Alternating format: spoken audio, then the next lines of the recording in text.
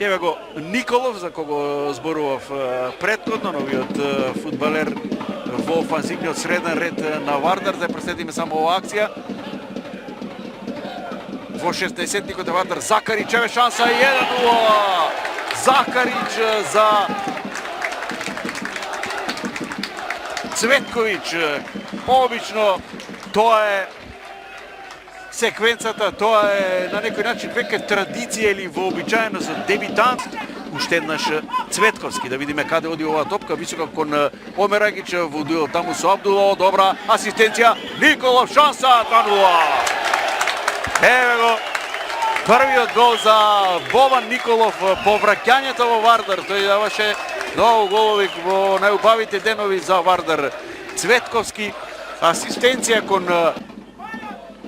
Тодоровски, Закарич, Матич таму во 60-тикот. Добар скок на Матич, подошно на Велковски, простете. Велковски е сепак тоа. Двајцата штопери беа таму, меѓутоа Дарко Велковски и третиот нов фудбалер на Вардар се запишува во листата на стрелците.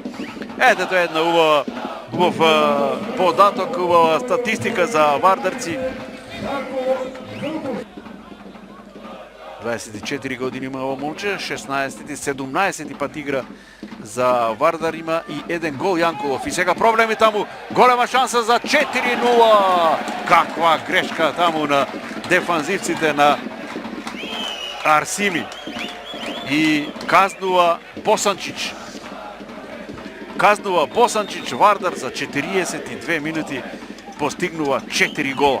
Не се обрнува толку можеби внимание на овие ситуации, тоа го работат луѓето задолжени за тоа, Фудбалската федерација и за судењето. Во Спахиу таму сега добро уфрлање и еве сега прекрасен погодок. Азар Омерагич. Убава, прекрасна акција, убав погодок. Спахиу или за поранешниот вардарец.